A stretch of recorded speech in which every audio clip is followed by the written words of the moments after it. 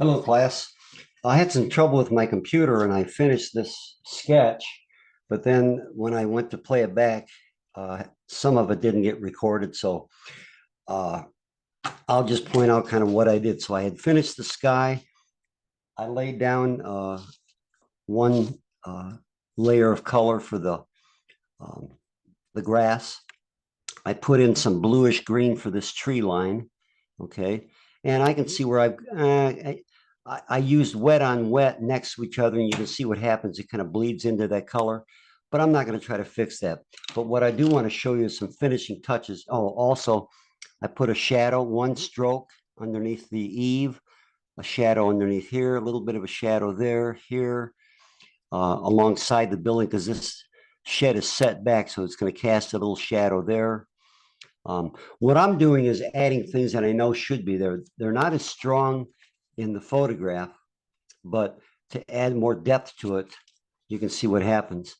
Um, and then I use black for the windows, and I took my brush, I put a wash down on the entire surface, a gray wash, and then I took as much color out as I could, just enough, and used the tip of the brush to put little stripes in there to simulate and fake that those different shades of you can see the different shades of gray on that wood. 1 second. I'll be right there. I'll be right there. My wife's calling me. We're headed for Myrtle Beach. I'm trying to get this done before we leave. Um, and I used three different shades of green on the foliage right here. Let me emphasize that a little bit more because it didn't come out quite dark enough. So I'm just gonna kind of randomly work some of that in there. I laid some color down, take some of the color out with your fingers and kind of work it down so that you have light green going down to almost black right in here. This shadow right here on the foliage should be almost black. Okay. Same with down in here. You want those dark shadows. Now, on this grass, I take a very thin pen and just kind of random up near the edge in little groups. Don't come down here, just right along the edge right there. And just groups of 4 or 5 random directions, short, long. You don't have to do all of them, just a few, but you want them different directions. If they're all going the same way in parallel, it's not going to look right. Just to give that feel. Okay. And then, of course, maybe some down here. And of course, some spatter. And then you can come back and strengthen some of these lines for this collapsed. See, I'm kind of going in and shoring up some of these square holes that are in there and just kind of looking at some of the detail and strengthening those lines.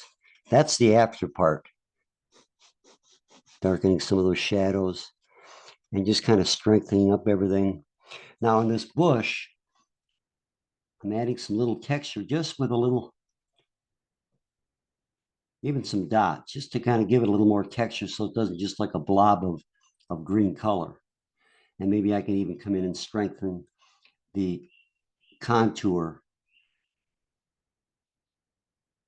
Now it's starting to come alive. See that? Just to get the character of that bush. And maybe even strengthening this line back here with a few little simulations of leaves.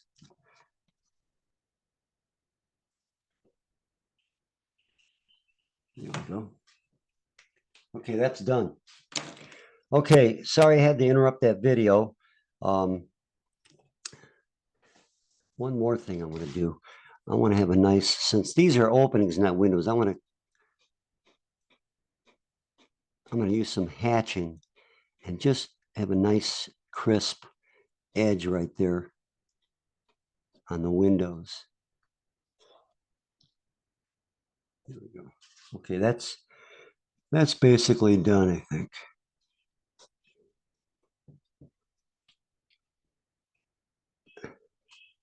I could play with this forever. That's where you want to, that's when you got to stop.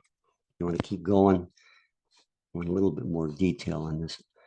A few boards in there. A few dots just to give it a little bit of texture in here. Okay, the old building. All right, I'm heading to Myrtle Beach. Hope these videos help, and we'll see you next Tuesday. We're going to be outside meeting at the clock tower on Morgan Square. See you then.